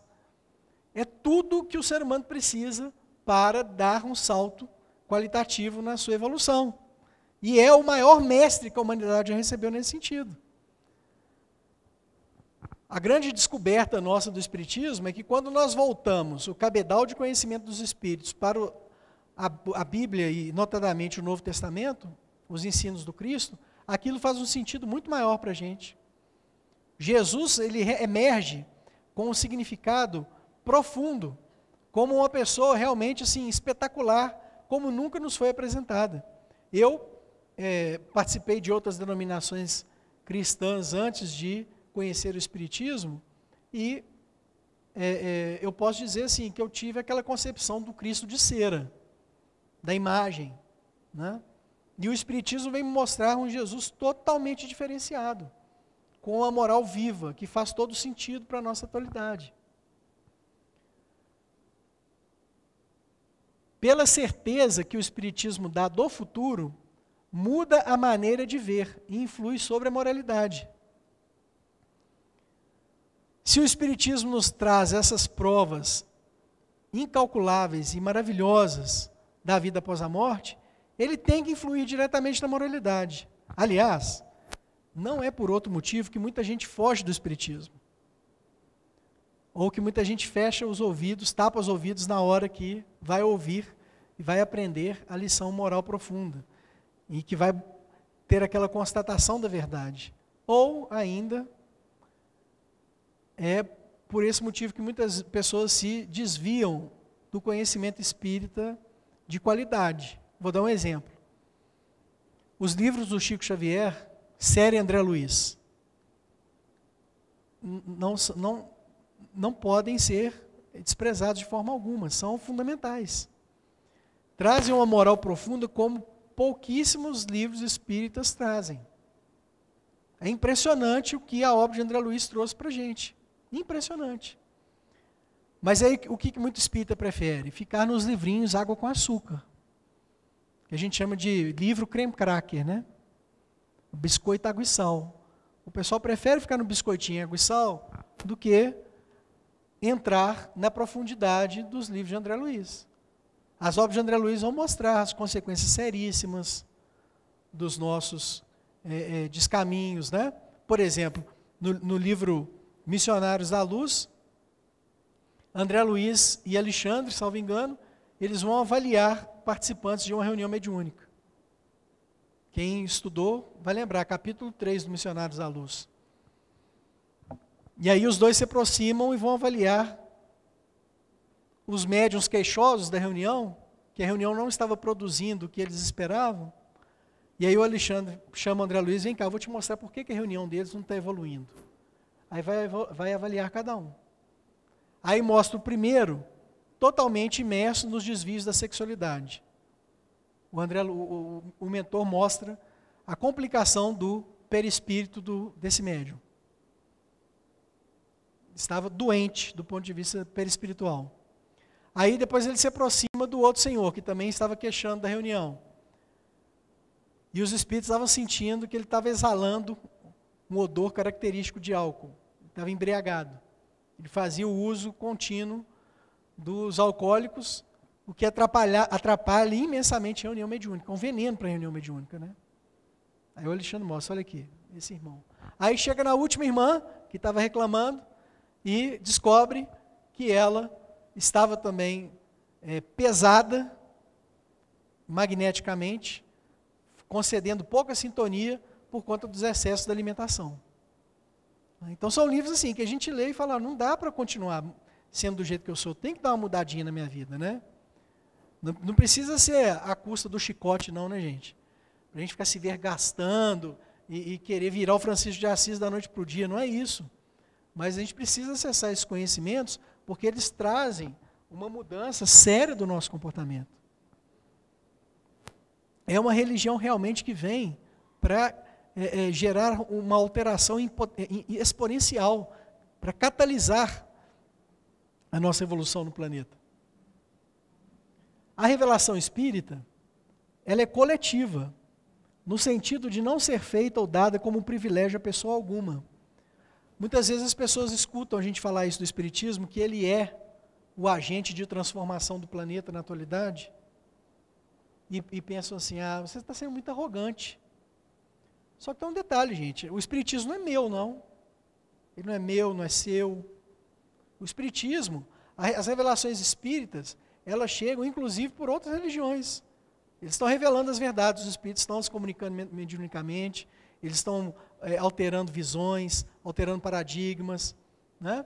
E não pertence a ninguém. É um patrimônio de todos, né?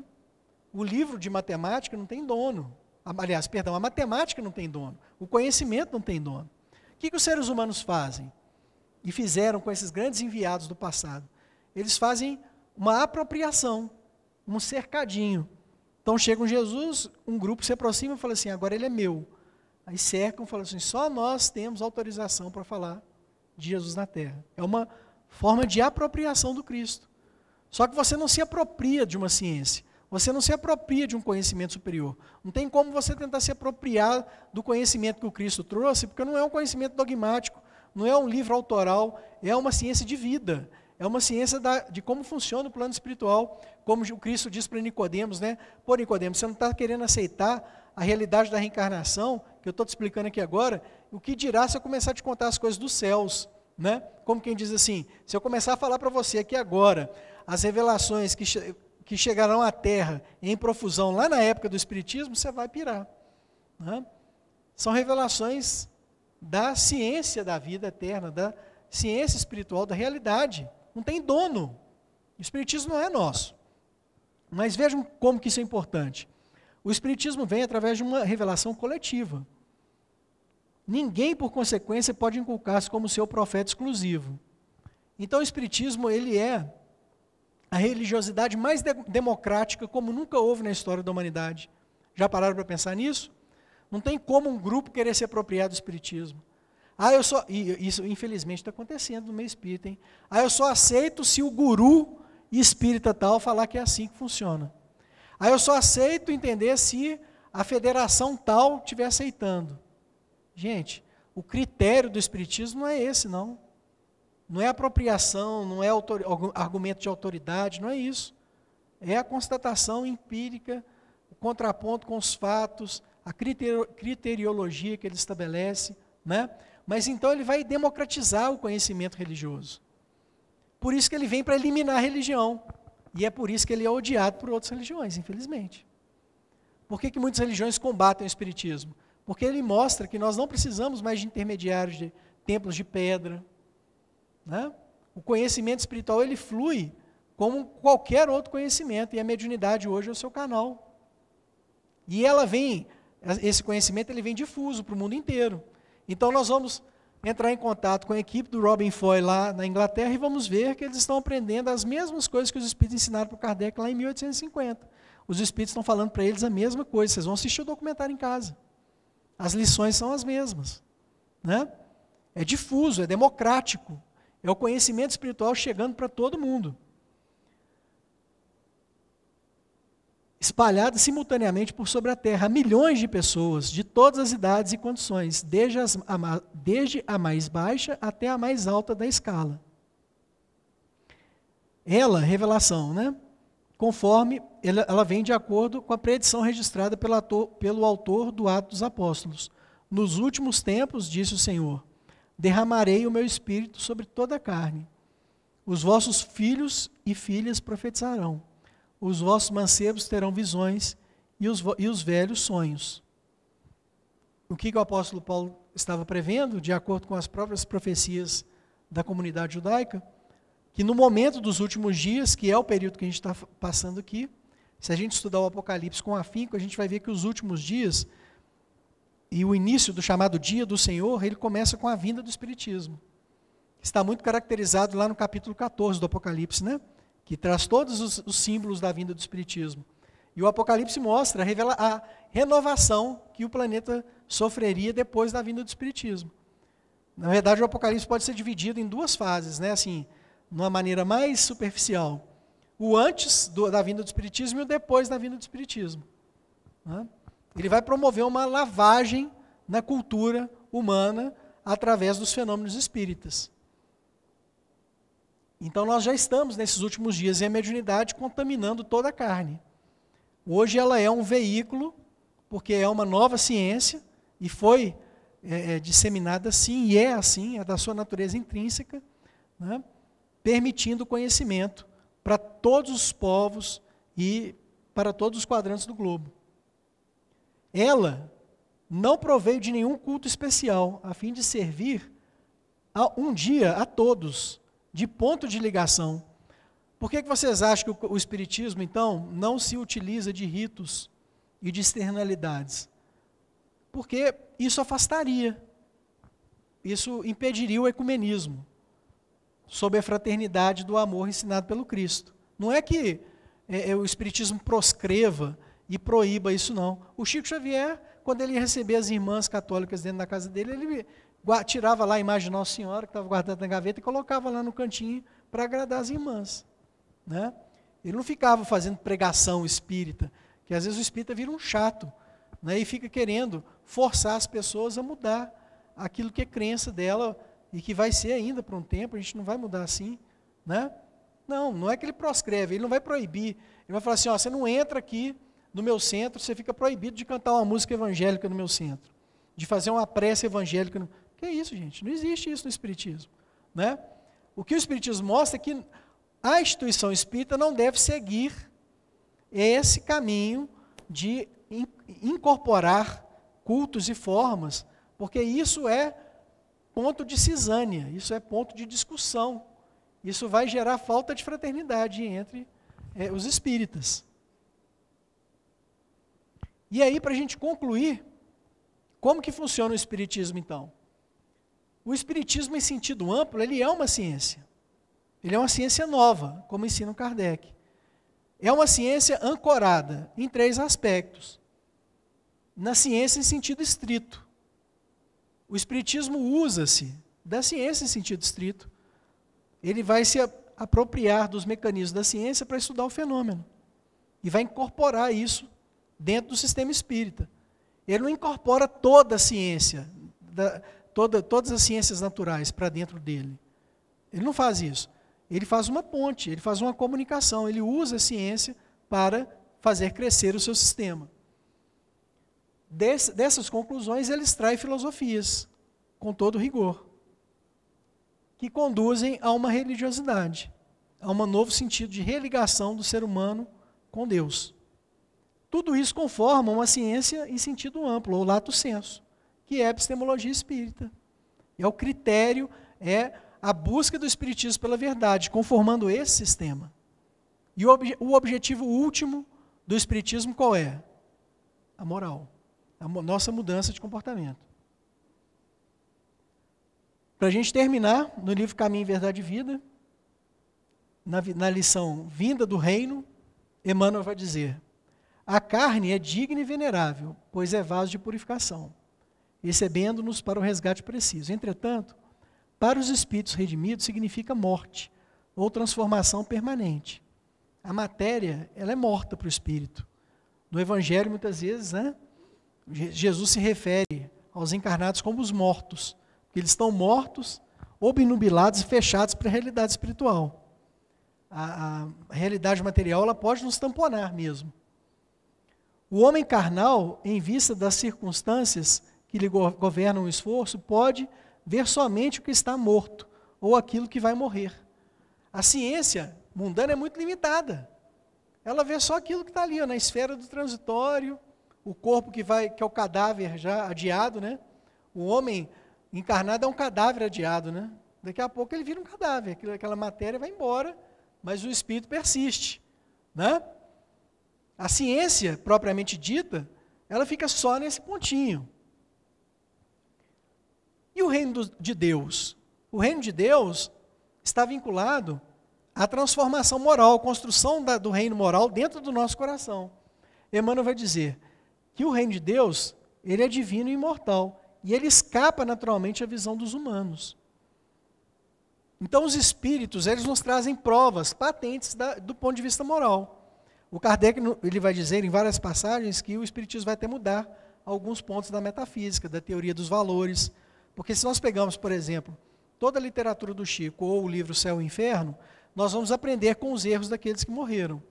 O livro Céu e Inferno, que é a catalogação do Kardec de mensagens de espíritos, dando o seu relato depois da morte, nós vamos ver espíritos falando, gente, olha, eu fui assim, assim, assado, eu tive uma vida assim, assim, assado. Não façam isso, pelo amor de Deus, porque as consequências que eu sofri no plano espiritual foram essas, essas e essas. Não cometam esses mesmos erros. Mudem de vida, mudem de conduta, se alinhem em outro sentido, né? Então eles vêm nos apontar. E isso tudo é uma prova muito importante para a gente, de qual caminho moral ser seguido. Mas não é ainda aquela constatação firme e funda do ensinamento moral dentro dos nossos corações, né? Aquele oculto do que o ensinamento moral vai produzir, que é o reino de Deus dentro dos nossos corações, isso escapa às nossas visões. A gente só vai ter certeza que fez o caminho certo numa convicção íntima, depois que a gente passa pela experiência moral. É só depois que você, por exemplo, resolve se engajar num trabalho de assistência às crianças, numa evangelização infantil, que você vai sentir o que significa aquela sensação de ter feito alguém feliz, no fundo do seu coração. Blá, blá, blá não vai te transferir essa certeza moral, que ela grava a ferro e fogo lá no fundo do seu coração. A gente não transfere esse tipo de experiência via discurso, via livro, via página.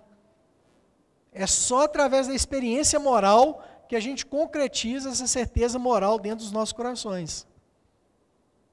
Então, a Madre Teresa, por exemplo, era um espírito feliz, o Chico Xavier era um espírito feliz. E a gente fica querendo a felicidade que eles mostram, né? Só que, como diz um filósofo, se você quer ver aquilo que você ainda não viu, faça aquilo que você ainda não fez. Você quer entender a felicidade e a elevação de uma Madre Teresa de Calcutá? Você tem que começar a fazer.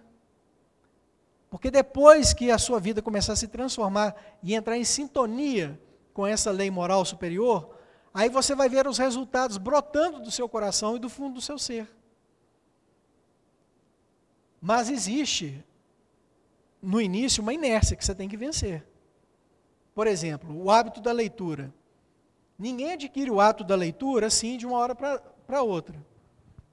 Se bem que a minha experiência mostra que 6 meses de força de vontade constroem o hábito de leitura numa pessoa, né? Mas não é, ela tem que vencer uma inércia no início. No início ela tem que ficar ali, ó, firme, né? O hábito da regulação alimentar. No início a pessoa passa por um regime, é um regime de conduta. Ela passa por uma dificuldade enorme ali no início do regime, né? Aí depois ela consegue entrar na linha do comportamento que ela está buscando. É a mesma coisa com a conduta moral. No início, você vai praticar a moral e vai ficar pedindo resultados muito imediatos para Deus. Ó Senhor, eu não estou, sei lá, eu estou indo lá na evangelização, mas a minha vida, eu não sinto nada, né? Eu ajudo, eu mudo, eu estou tentando ser uma pessoa mais caridosa. No início, as coisas vão se consolidando, mas com o passar do tempo, o reino de Deus vai brotar no seu coração. Esse é um caminho que a gente tem que arriscar. Agora, para a gente terminar, uma coisa a gente pode falar com certeza. Todo mundo que perfilhou esse caminho nunca mais voltou atrás. Todo mundo que seguiu esse caminho de buscar uma vida superior de amor, de caridade, de entrega ao que Jesus nos ensinou, não volta atrás nunca mais, né? Entra no fluxo dessa maré espiritual e o caminho é só ascendente. Tem os tropecinhos aqui e ali, a gente tem, né? Tem os vícios no meio do caminho, que estão as pedrinhas no nosso sapato, gente, que custam para sair, mas elas vão sair, né? Essa prova moral não adianta, ninguém vai te dar. Qual que é o critério de correção do comportamento moral? É a coisa mais difícil. Hoje o Espiritismo traz provas, patentes. Moral, gente, espírita é isso, olha. Os espíritos estão mostrando causa e consequência, não brinca com isso não. Às vezes o espírito até materializa lá na sua reunião e te fala, fulano, ó, está na hora aí de uma mudança de comportamento. Você sabe que o chamado espiritual foi sério, né? Mas aquela convicção íntima é só a experiência que vai nos trazer. Bom, nosso tempo, né, não permite uma consideração mais aprofundada, mas eu acredito que tudo isso que o Kardec nos mostra, que a psicografia do Chico nos aponta, nos sirva de estímulo para a gente começar a entender e se dedicar mais a esse espiritismo, que é a doutrina que vai renovar o nosso planeta, sem sombra de dúvidas. Agradecemos muito pela paciência de todos e estamos aí à disposição, quem quiser conversar, tirar dúvida. Eu estou um pouco sem controle do tempo, mas enfim, nós estamos aí à disposição. Agradecemos muito pela paciência de todos.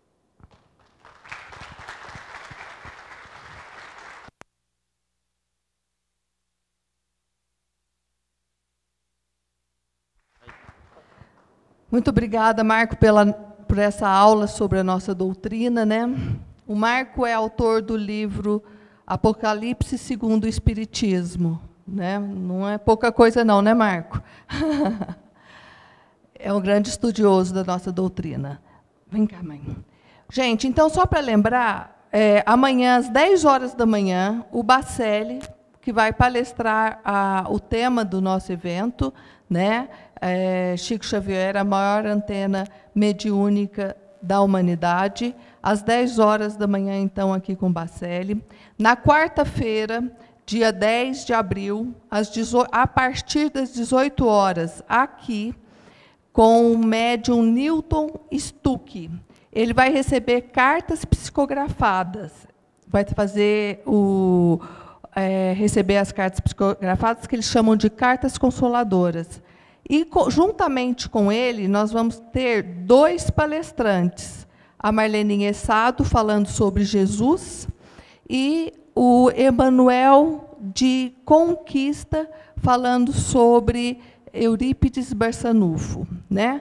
Porque o Newton, o médium, ele vai estar recebendo as cartas, mas eles nos pedem 2 palestrantes para que mantenha um ambiente, né, elevado, para que possa ele executar seu trabalho mediúnico, certo?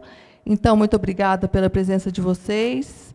A mamãe vai fazer a prece final e todos aqui amanhã com a gente. Nós agradecemos de todo o coração ao Marco Paulo pelas suas elucidações preciosas, mostrando-nos mais uma vez a grandiosidade da doutrina espírita. Essa doutrina que nos esclarece, nos ilumina, e que, no final do entendimento maior, ela reduz tudo aquele ensinamento de Jesus. Em vos amardes uns aos outros, todos reconhecereis que sois meus discípulos. E como também Jesus respondeu a alguém que perguntou a ele qual seria o maior mandamento da lei de Deus. Amar a Deus sobre todas as coisas e ao próximo como a si mesmo. Aí está toda a lei e os profetas. E nós sabemos que o amor se resume na caridade. A caridade é o amor vivido. E nós necessitamos a melhoria espiritual. Para isso é que voltamos à Terra e temos voltado várias vezes, sem aprender a lição, recaindo muitas vezes nos mesmos erros. Mas o essencial é a nossa melhoria espiritual. Todo o ensinamento, toda lição, toda verdade tem que nos conduzir a isso. E que nós possamos, agradecendo a Jesus também nessa hora, enviar ao nosso amado Chico Xavier, essa alma angelical que tivemos a honra de conviver aqui na Terra, a nossa eterna gratidão. Pai nosso que estais nos céus, santificado seja o vosso nome, Senhor. Venha a nós o vosso reino, seja feita a vossa vontade, assim na terra como nos céus. O pão nosso de cada dia nos dai hoje, Senhor. Perdoai as nossas dívidas, assim como nós perdoamos os nossos devedores. Não nos deixeis cair em tentação, mas livrai-nos, Senhor, de todo mal. que possamos seguir na paz de Jesus. Que assim seja, gente. Vão com Deus. Muito obrigado. E amanhã aqui, hein? Todo mundo junto com o Bacelli, às 10 horas da manhã. Tá bom? Obrigada, gente. Boa noite.